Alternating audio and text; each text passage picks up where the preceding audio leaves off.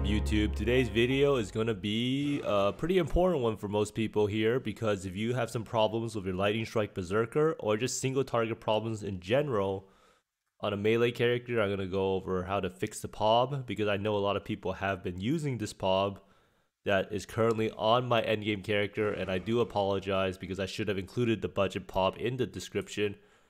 But I'm going to go over why this POB does not work for a lot of people and how this will completely sabotage your single target DPS, and how you can actually fix it to make it so that your character is super strong on boss fights, because the character does do enough damage. And then people who say they struggle on Awakener, you should probably not be struggling on Awakener if you have like 6 to 8 mil on your POB. But like I said before, the POB damage is not really everything. I'm going to show you how you can go through the POB, diagnose your own problems, and come out as a better Berserker and a better Lightning Striker.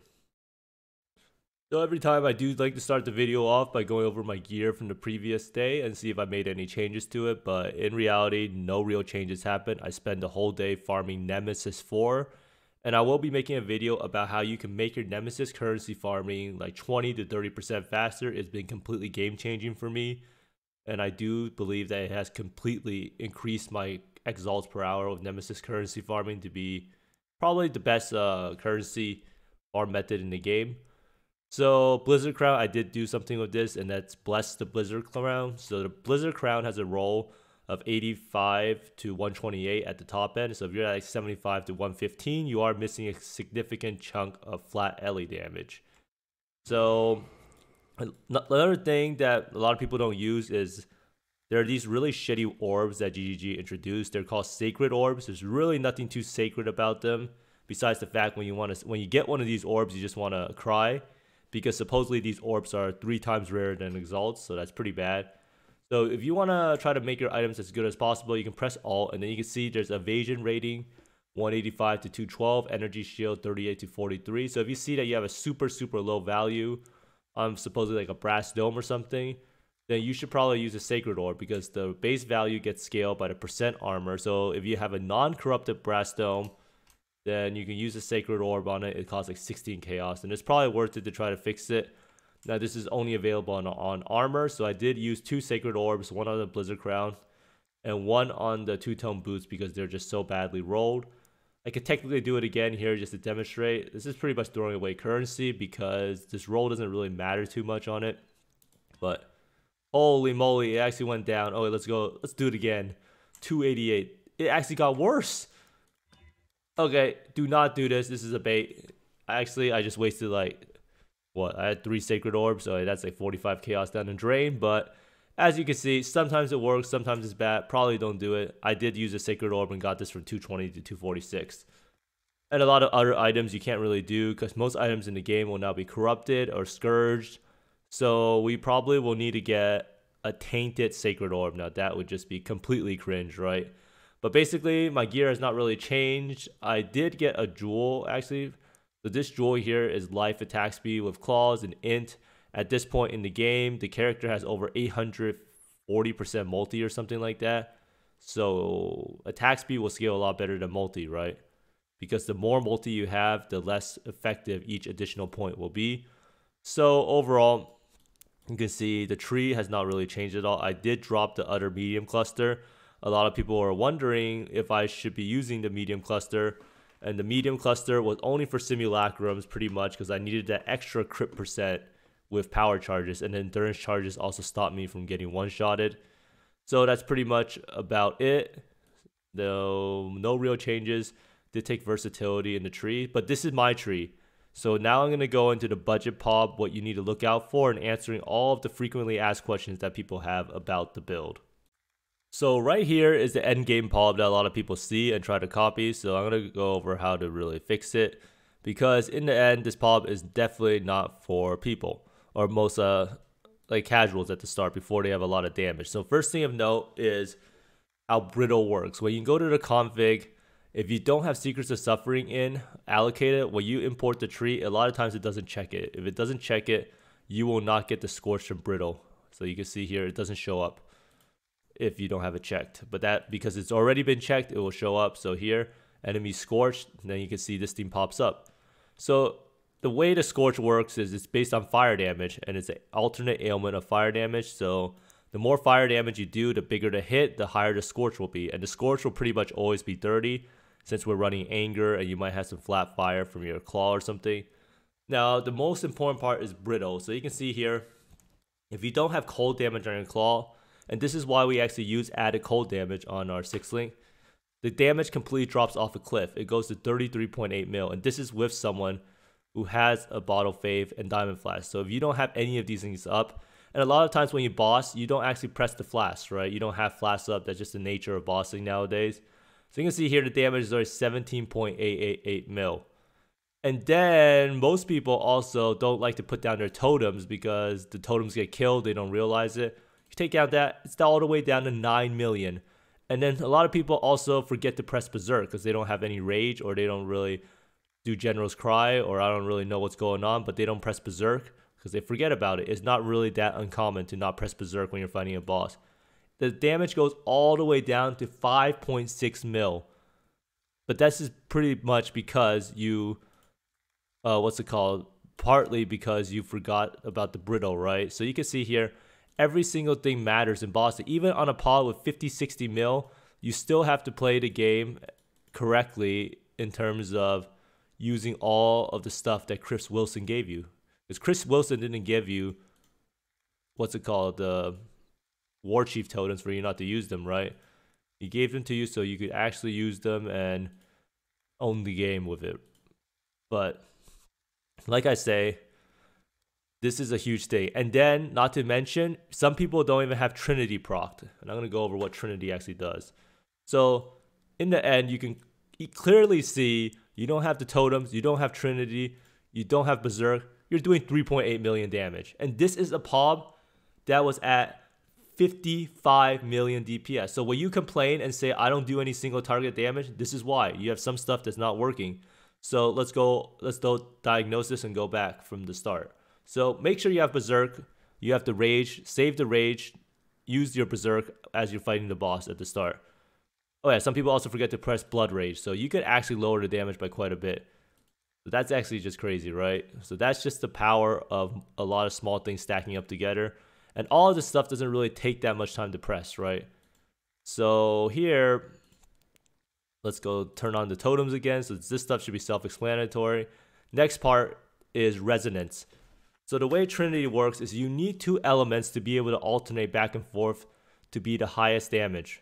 So the way you can check this out is you go to Calcs and you go to Lightning Strike, and you want to see that these 2 damage ranges are pretty similar. So Lightning has a pretty high damage range. So if you attack really fast, like 22 times a second, then Lightning a lot of times will get a higher roll on the attack than Cold. So as long as Cold is not drastically higher or higher than Lightning, so that Lightning can never be higher, then you should be perfectly fine. So that's why the damage on the claw and the damage on your jewelry matters a lot. Now, a lot of people might have Cold super high because they don't have a Unatoll amulet or something like that. So you don't have Awakened added lightning damage, which shouldn't be the link you use. This should be Trinity. And the reason why this person has Awakened added lightning damage in this link is because he has the amulet and he wants to take advantage of the +1 gens for Awakened added lightning damage. So for this thing, you should be using Trinity instead. So if you don't have the Awakened added lightning damage, then you can see here the cold damage is a much higher than lightning. So you'll never actually end up proccing Trinity. So the way you can fix this is you can get lightning damage on your claw, or you can get some flat lightning damage on your jewelry. So once you fix that, make sure that lightning damage can actually be higher than cold sometimes. You will see your Trinity will work, and then that's good. So the next part of it is we have Scorch, and then we have Brittle effects. So a lot of profiles, you kind of want to get, most of the times you can get 15 Brittle on most bosses, and that should be more than enough to cap you out. So let's turn on the flash. Let's assume you actually press the flash. So already we're already back to 55 mil. So main thing is Brittle is a huge thing. Without Brittle, the whole way Secrets of Suffering works is Brittle. So the way alternate ailments work is ailments are based off how big your hit is. And let's see if I could actually go in game and show you something real fast. So where is... let's just hope I don't actually just one-shot the bosses while doing this. So let's just go into the map real fast. So the way that alternate ailments work is that it's based off how big your hit is. So the reason why I drop increased effect, holy moly, the build just does too much damage. I cannot do this. I can't even show you the brittle because the mobs got one shot. Okay. So you can see here how there's 30, 15, 20. So you want to see the cold thing to be 15 or 10 plus minimum. A lot of times you go on Cyrus, they're more resistant, so they have more HP. So you need a bigger hit to get maximum brittle. So that's something you need to keep in mind. The amount of brittle that you'll get is based on how tanky the mob is, how much resist it has, and how big your hit is. So the reason why I'm able to drop increased effect of non-damaging ailments on the tree is because of the fact that I do so much damage, so my increased effect will be bigger. So you can kind of think like 100% increased effect of non-damaging ailments, it will treat your hits as doing double damage. So what we want to do to this POB is we want to take Elemental Mastery and we want to get 40% increased here. And then right here, Critical Mastery, we want to get, I don't even know why that was checked. It's kind of weird, 50% increased effect. So right now, by using this POB and fixing it a little bit, you will get 90% increased effect of non-damaging ailments. And I think it was my fault because I didn't include it. And I was using my POB and didn't explain it. So this will allow you to get max brittle on most things because you'll pretty much be considered as dealing double damage. You can also get this as a jewel implicit. So you don't really need these nodes here. So I'm just like fixing the tree up for a little bit. These nodes are very important from the shadows. So you can see 39 mil. The Dagger Mastery, Elusive Effect, and then Elusive also grants this. This also gets scaled by your Elusive Effect. So that's very, very important. So that is very, very good, right? So now we have 90% increased effect of non-damaging ailments. And that actually solves a lot of our problems. A lot of people also... So at this point, we are fixed, right? We take everything on the tree to get increased effect of non-damaging ailments. We drop this little cluster here that we don't really need, and now we can see the tree has too many points. So that is a big issue. Now the problem with this is that we end up taking a lot of points that we don't really need. So a lot of people have a large cluster. You technically don't need the in stuff, so this is more of an end game thing. And then this pathing is okay because it gets you life and then you save some points to get the jewel socket. But there's a lot of little changes you can make. That is actually a bad change. That just removed the whole tree. But basically, most important thing is get increased effect of non-damaging ailments. And a lot of people also can't get the large cluster at the start. So you could pretty much just use either a medium cluster or something like that, or just put in a Secrets of Suffering, and then that will probably be what you'll be using in the beginning. So Secrets of Suffering, and then there you go. So you can see the large cluster actually gives a lot of damage because it lowered the damage by 17 mil. But this is a level 90 tree roughly. You could probably drop, so if you have mana issues, you can get Reservation Efficiency over here. This will allow you to get your Pierce right here. Let's see, is there anything else we can fix on the tree? You probably don't need the life node here. And if you have problems with leech, mana leech specifically, you need to get the Claw Mastery that gives you attack and damage leech as mana. You can also slightly fix your mana issue by getting +2 mana gain on hit on a jewel. So you can see here now the tree is level 91 and it will feel a lot better, and this will be miles better for your actual in-game DPS because your brittle will be capped, and if you went through what I said and made sure that you're cold and lightning, so this is perfect. Your lightning will have a lot of times to be higher than cold, and cold will be a lot of times higher than lightning because lightning's range is so big. So the big thing is lightning's top end needs to be higher than the cold top end. And then this tree is what, level 91, so this is better, pretty good. Oh yeah, this is not really needed. You don't really need Soul of Steel, so let's change that. So you can use either this is probably the better large socket than using this, so let's change that over here. So this is just like the tree changes because you have a slightly different build, or you don't have the actual damage, or you need to get the increased effect. But once you don't need to get this increased effect of 40% and this 50%, you can change the tree to what I'm currently using and it'll be fine. And this will allow you to get much more damage. This is a level 88 tree, and then you could probably drop some of these nodes of like life or versatility and get the large cluster. And you should probably be able to get the large cluster in your low 90s. You also technically don't need to use a Thread of Hope, and you can use Inspired Learning. And that's another thing that you could use, but that will require you to use Anomalous Lightning Strike. A lot of people ask, how do you actually get the Pierce? You get the +2 pierce here. You can also craft pierce on your boots or helm. Or you can even, get pierce with Anomalous Vault Lightning Strike. But that actually ends up costing a lot. And next thing here is, a lot of people wonder, why is my character dying so much?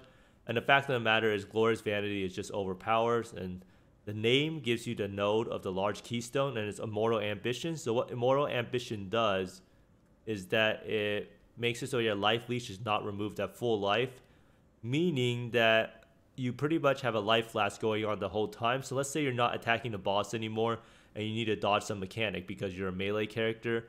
A lot of times your blood rage will be degenning you, but in this case you'll have this buffer of like 4 seconds or so where you have your full leech going on the whole time. So that's why this node is incredibly important for the build, and all it matters is this Glorious Vanity. And then this node that you get right here, or these travel points, are all dependent on the number. So the name matters for the big keystone, and the numbers matter for the travel node. So you can buy a few, and if you don't like what you see, you can sell it back. That's pretty much how you diagnose the tree. And then the jewels here are where you mostly get int. So right now this tree is perfectly fine, and it only requires level 88. As you level up more, you can technically drop some life nodes here and put them into a large cluster. So this is 86. So by the time you get to like low 90s, you should be able to use a large cluster, and the large cluster should give you a large chunk of damage. So hopefully that helps out everyone. And then as you get Mana Leech, and you can get it on the large cluster, you can even take out this point and put it into elusive effect or something like that. So let's see, is there any other stuff that people usually ask? Pantheons, Soul of the Brine King. This is how we get our freeze immunity and chill immunity, or half effect of chill, and this is how we get our shock immunity. And that's pretty much it, honestly. So hopefully that has helped out everyone. I'm going to link this POB in the description down below. So I hope that by me changing my endgame POB, showing you the DPS difference if you actually don't put down everything, you can clearly see now why it is so important to make sure your config is right. Make sure you do enough cold damage to get your brittle higher. Make sure you get the increase the effect of non-damaging ailments on the tree. And then your character will just face roll the content. But keep in mind that melee is substantially weaker than range on fights like Awakener, and before you get your DPS to like 6 to 8 mil, you are going to take a while to do Awakener. You're going to have to do the phases of the fights because that's just the way melee is. It has low uptime, but once you get enough damage to instantly phase Awakener, it is probably the fastest boss killer in the game. But yeah.